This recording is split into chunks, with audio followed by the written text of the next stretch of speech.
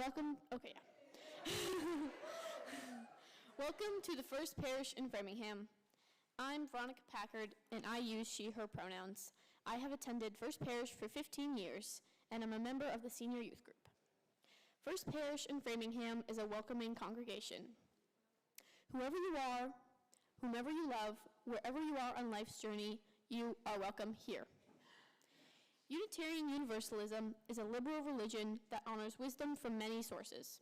We keep our minds open to the religious questions people have pondered over vast times and places. Please be sure to read the announcements in the order of service.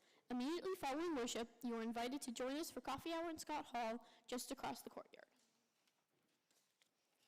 You can check out the auction raffle baskets during coffee hour and have one last chance to buy your raffle tickets before the drawing. If you have won items in the auction, you can pay for them in the parish house and pick up the items. There's a forum on religious exploration in the memorial room at 11:30, and a cottage meeting at 4. The link for the cottage meeting on Zoom will be sent out ahead of time by email to members. There's another Zoom cottage meeting on Thursday. Today's multi-general service joyfully includes people of all ages, neurotypes, gender identities, races, physical abilities, and sexual orientations. There are packets of craft activities, coloring pages, and puzzles to do if you need something to do with your hands. If you need a quiet place to listen, we are streaming the service in our nursery in the parish house. We are celebrating all the colors of the rainbows today on our Youth Sunday, including you. I now invite you to take a deep breath in and out. Continue to take a few more deep breaths and to begin to release whatever you need to let go of to be more fully present to yourself, one another, and the sacred in this time and place. A flame within a chalice is a primary symbol of the Unitarian-Universalist faith tradition. To symbolize the light of reason, the warmth of community, and the flame of hope, it is our tradition to begin our worship by kindling the flame of our choice. I invite Grant Phillips up here to light our chalice as I speak these words from Linda Lee Franzen. The pride flame. We light this flame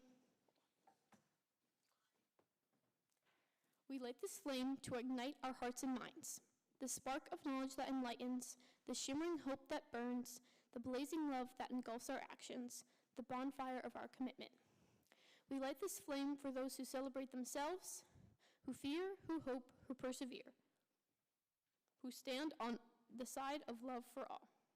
We light this flame for those who have been ridiculed, that they might find peace, for those who have fought to marry, that they may celebrate, for those who live in uncertainty in the world, that they might have hope.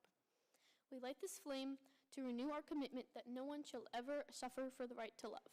We light this flame to celebrate our kaleidoscope of diversity, working, loving, and living on the side of love. For this, we light our flame.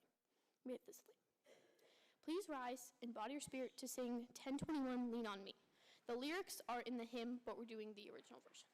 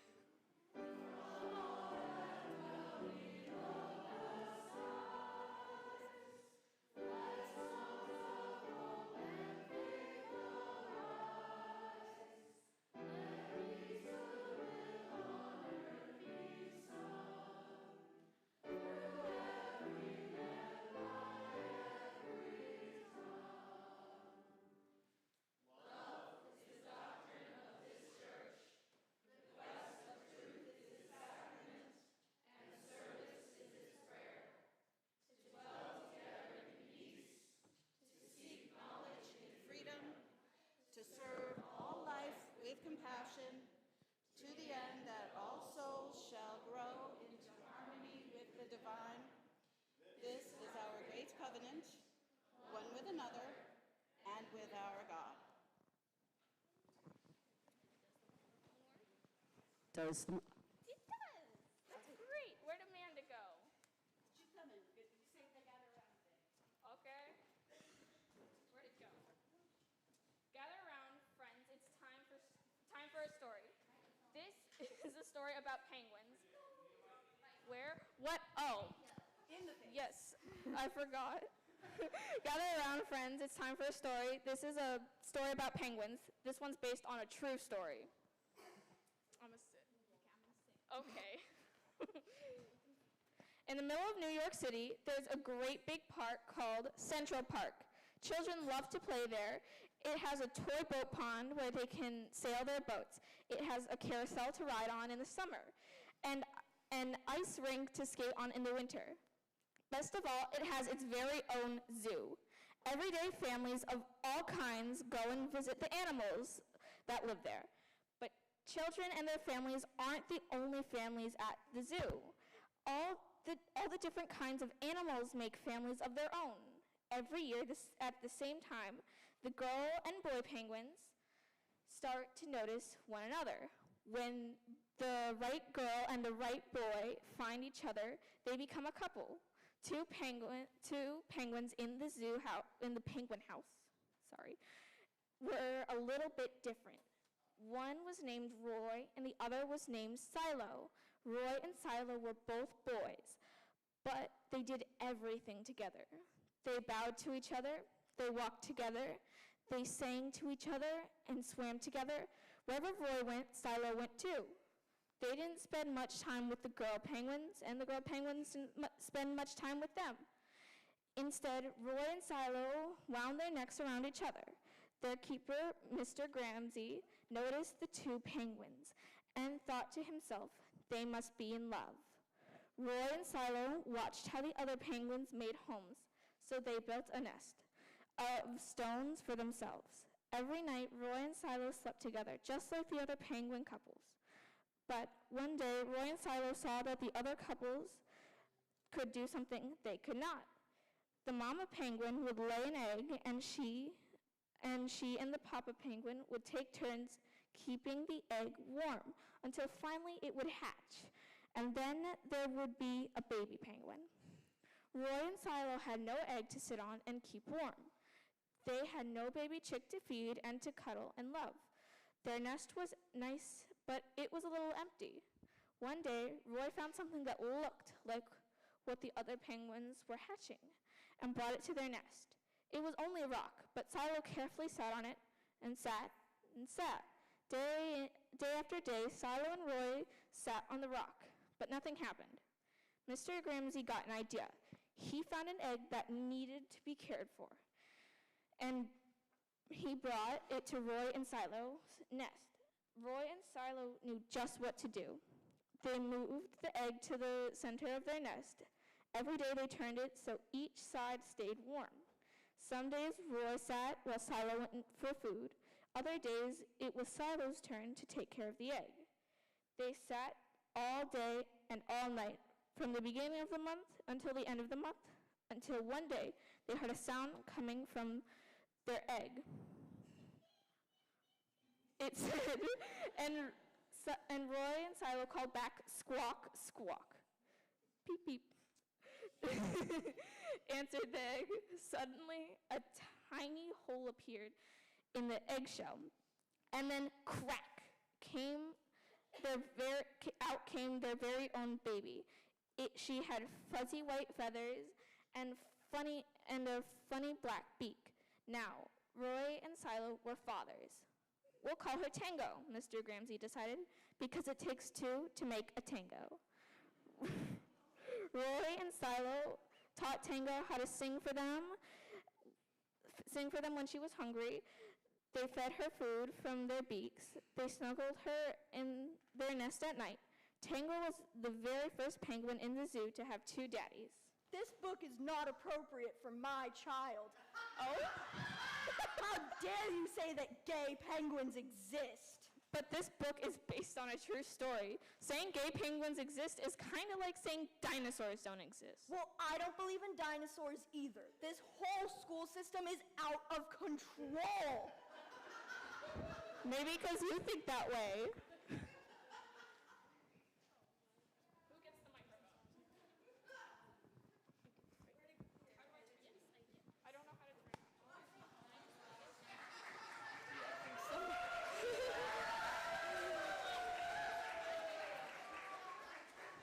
Oh, do I need the book? Okay.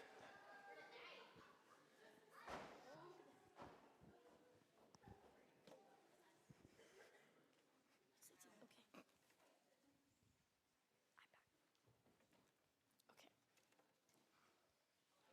This is the time in our service that we share the things that weigh deepest on our hearts, our milestones and happy and sad occasions. We share them because joy shared is joy expanded, and sorrow shared can feel as though someone is sharing our burden. You can submit your joys and sorrows either online or by writing them down in this book that is normally at the back of our sanctuary. We intersperse in our sharing the song, There Is a Love. We do this so that our joys and sorrow can be held with song, but also so that you might have a song in your heart when you are joyful or sorrowful. I begin with the sorrows and concerns of our gathered community. Are there any? Hold on. There are no sorrows. Okay. Oh, please sing There Is a Love, the first verse.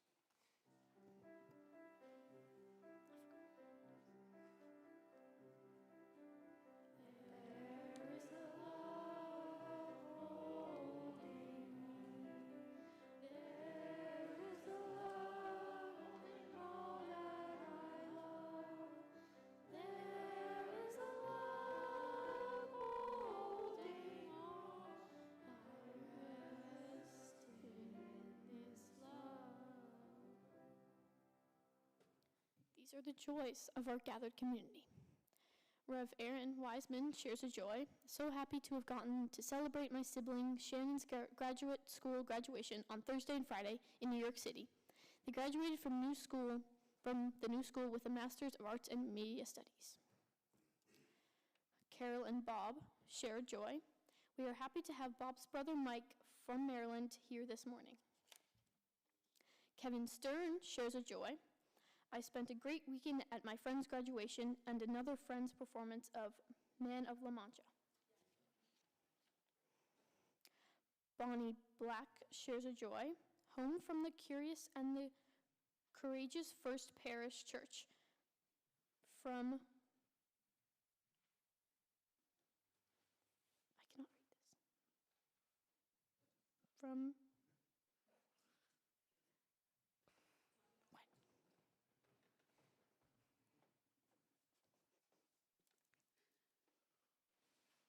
Home for the Curious and the Courageous, First Parish Church, Framingham, on the Center Common since 1701. I was a high school English teacher for years and years. I can decipher handwriting. I was not. Carol shares a joy. Val Walden is home, recovering from foot surgery. Jim Hansen shares a joy.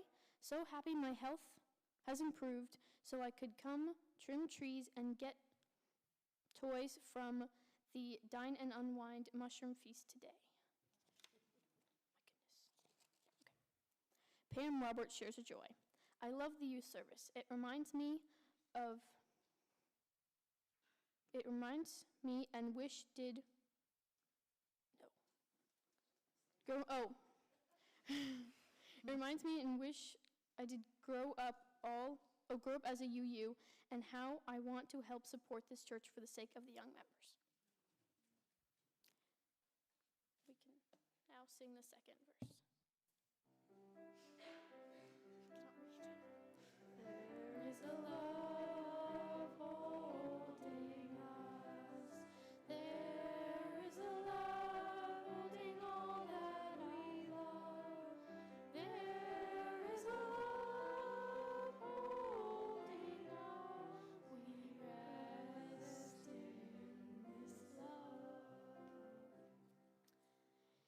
light one final candle for all the joys and sorrows that remain too great to share.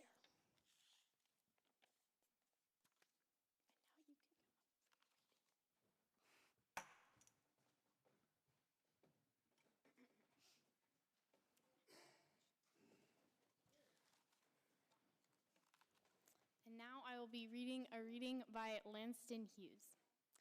Hold fast to dreams, for if dreams die, life is a broken-winged bird that cannot fly. Hold fast to dreams, for when dreams go, life is a barren field frozen with snow.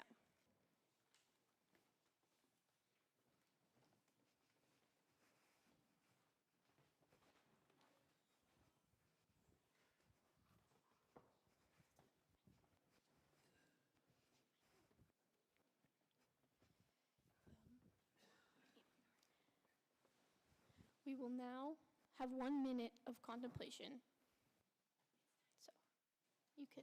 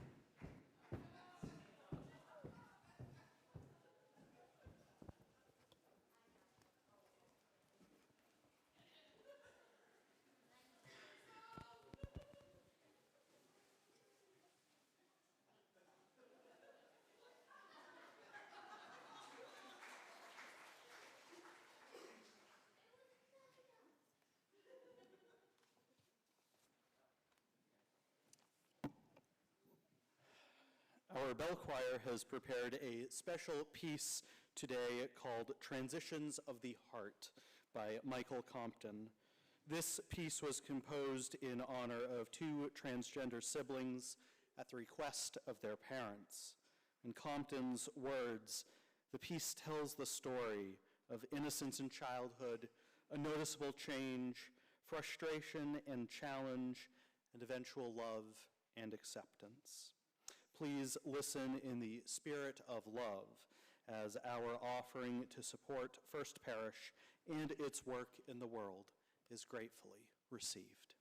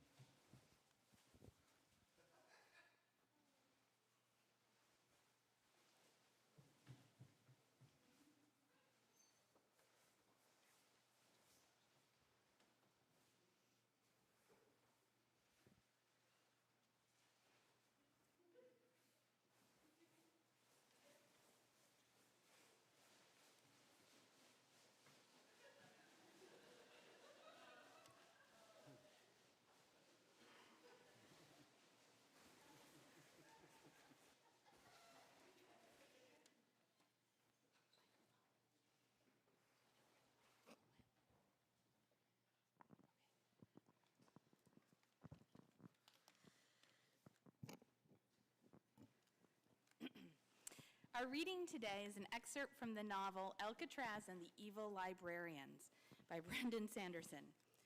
Our scene takes place in the Hushlands, which encompasses our known world, where evil librarians control the flow of information.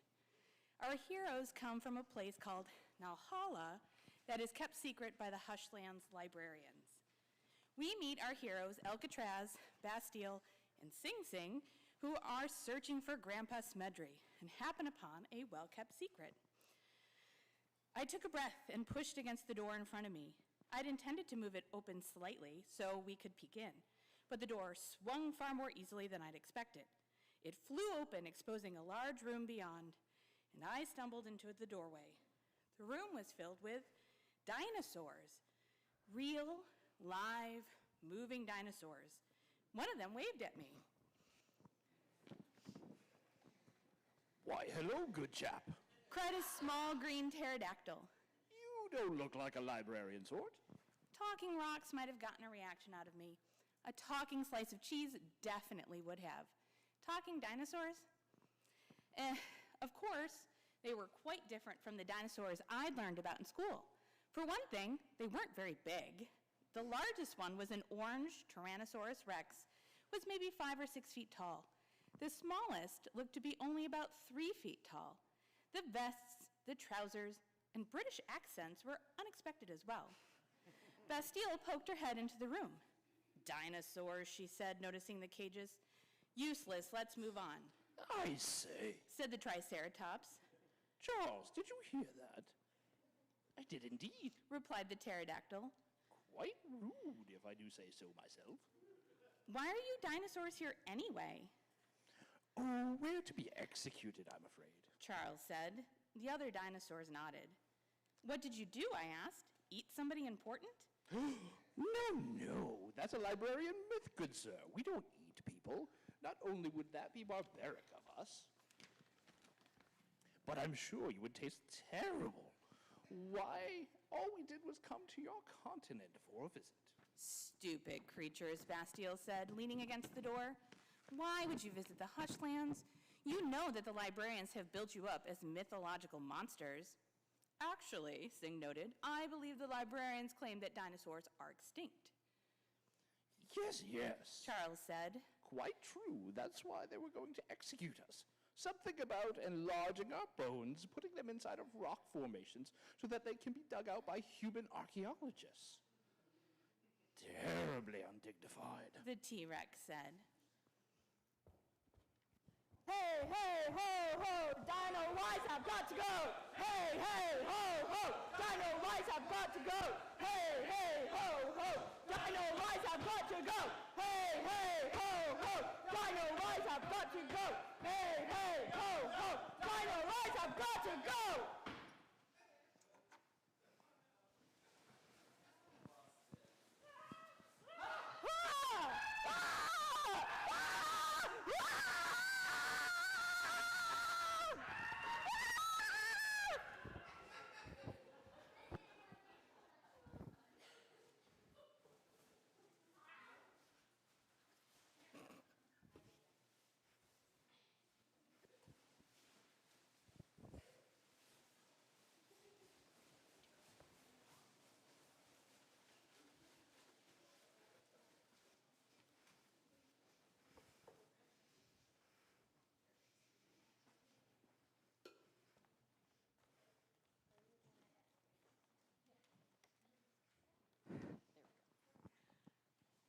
Hi, I'm Lauren, the Director of Religious Exploration here at First Parish. I use she, her pronouns.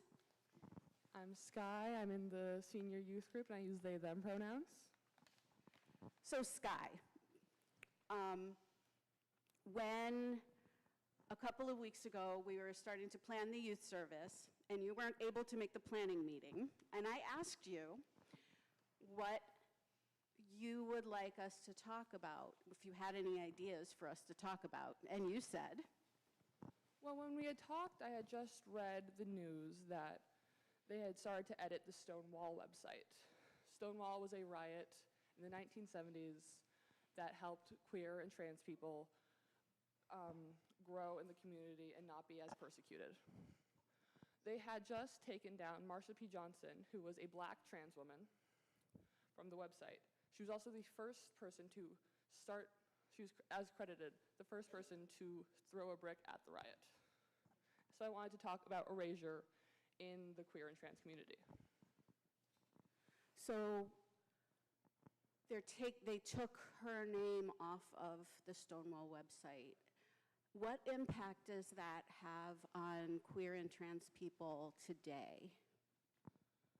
Well, it's how anyone would be affected by erasure.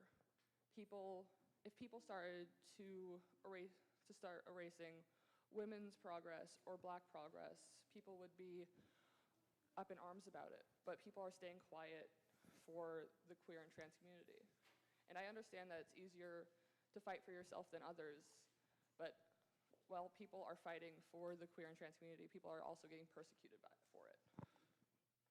So it's kind of safer to not say anything? Okay, so when you said, hey, we should maybe talk about this problem of erasure, did you imagine that we would come up with a story about dinosaurs? Well, knowing you, Lauren, yes. That's fair. But I'd love to tell folks how that happened, which is that we had this really serious, big issue, and it's a multi-generational service. So our thought was, how do we say this in a way that will make sense to everybody, including little kids? So, like Emmy. And maybe even you. Who knows? You're not that little. You're a pretty big kid, but this is a serious issue. So we thought, hey, why not talk about dinosaur erasure? And you notice that there was the dinosaur who actually joined in with the protesters. And we put that in on purpose because sometimes people who are oppressed join in with their oppressors because it's easier or for whatever reason to keep themselves safe. But in the end, as you saw with our dinosaur, trying to protect yourself that way doesn't work. Anything else you want to add? You're good. Thank you.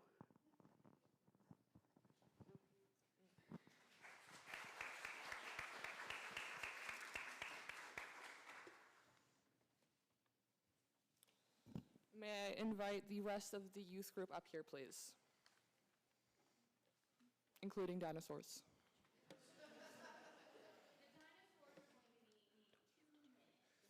Understandable.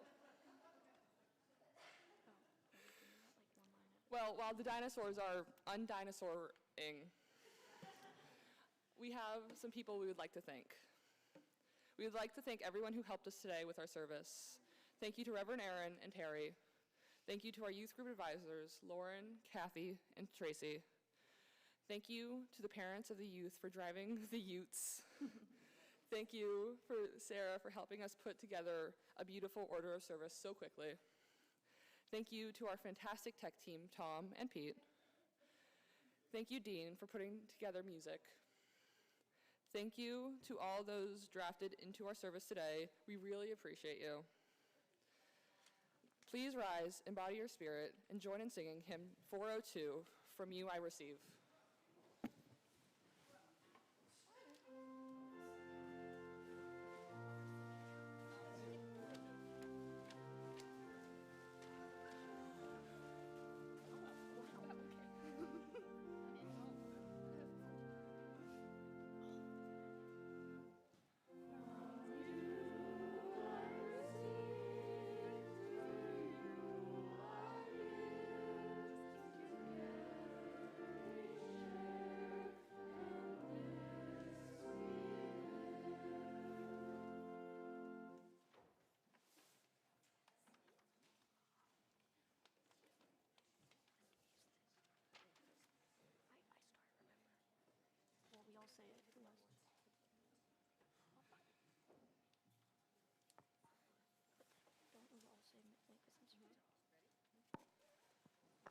us instruments of your peace.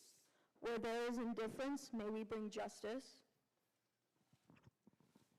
Where there is selfishness, may we bring equity. Where there is stagnation, may we bring transformation.